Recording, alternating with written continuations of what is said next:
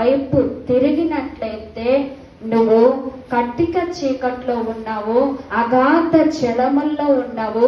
నీ పునాది ఈ లోకములో ఉన్నది కనుక ఈ లోకములో నుండి దేవుడు నిన్ను ఏర్పరిచాడు కనుక మళ్ళీ అగాధ జలముల్లోనికి నువ్వు వెళ్ళవద్దు అనని ఈ కీర్తన ఎవరన్నా హల్లెలూయా హల్లెలూయా. ఆయన నీ మీద అల్లాడుచు ఉన్నాడంట. ఎట్లా? శూన్యము మీద, అగాధ జలముల మీద ఆయన ఆత్మ అల్లాడుచు ఉన్నదంట.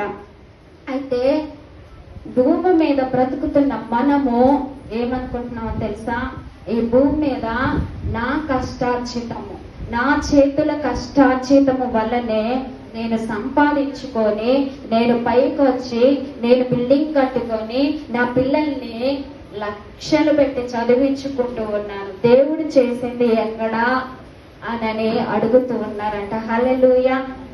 అయితే దావీదు భక్తుడు అంటున్నాడు, ఏమని అంటున్నాడంటే, భూమియు దాని సంపూర్ణతయు లోకములు దాని నివాసులను ఆయనవే. నీకు కలిగి ఉన్నవన్నీ దేవుడిచ్చినవి అని మర్చిపోవద్దంట. ఆమె చెప్తారా? ఆమె దేవుడు వల్లనే కలిగినవి, దేవుడు వల్లనే నువ్వు నివాసము చేస్తున్నావు. ఎంతమంది ఉదయకాల సమయంలో ప్రార్థన చేశారండి? ఆమె హల్లెలూయా హల్లెలూయా. ఉదయకాల సమయంలో లేచి ప్రార్థన చేసిన వారిని బట్టి దేవునికి కృతజ్ఞతలు. రోజు ప్రార్థన చేయడం వల్ల, వాక్యాన్ని ధ్యానించడం వల్ల మన కుటుంబాలు, మన పిల్లలు దీవించబడతారు. దేనికి కొదువు ఉండదంట.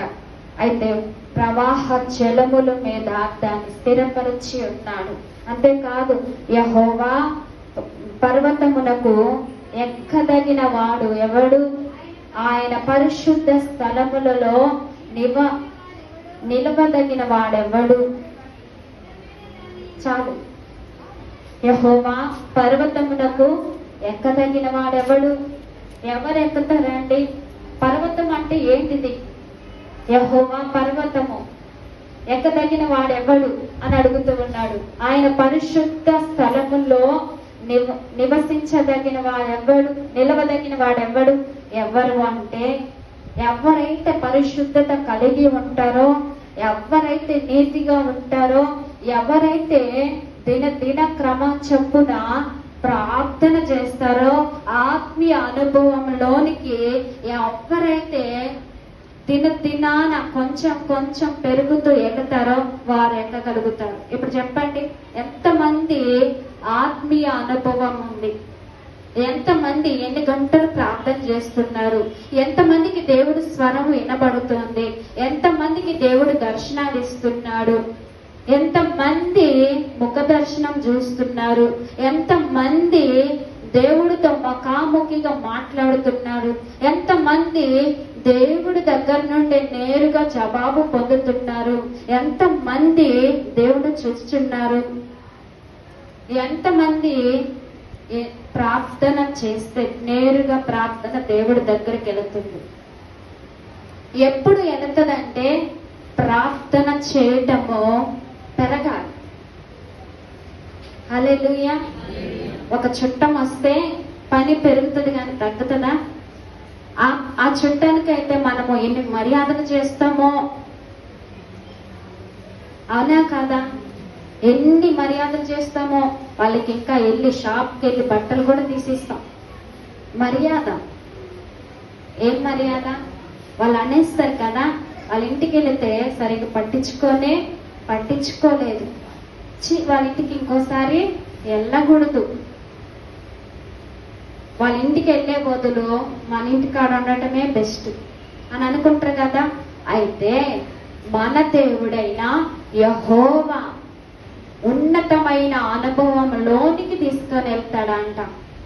హల్లెలూయా. ఎంతమందికి అర్థమవుతుంది? కొంతమందికి అర్థమవుతుందా? హల్లెలూయా. మనల్ని ఉన్నతమైన అనుభవంలోనికి తీసుకెళ్తాడంట. ఎట్లా తీసుకెళ్తాడు? పర్వతం ఎక్కాలి, ఎక్కదగిన వాడెవ్వడు అని అడుగుతున్నాడు ఇక్కడ. దమ్ముంటే చూసుకున్నాం రా అంటారు కదా, అట్లాగే ఈరోజు తీర్మానం చేసుకోండి, నేను ఈరోజు దేవుని యొక్క పర్వతము ఎక్కతాను, ఆయన పరిశుద్ధ స్థలములో నేను నివసిస్తాను. ఎప్పుడు నువ్వు నివసిస్తావంటే, నువ్వు నీకు దేవునికున్న అడ్డు గోడ, ఏం గోడ? సిమెంట్ గోడ కాదు, ఇటుకల గోడ కాదు, ఇంకేం కూడా మట్టి గోడ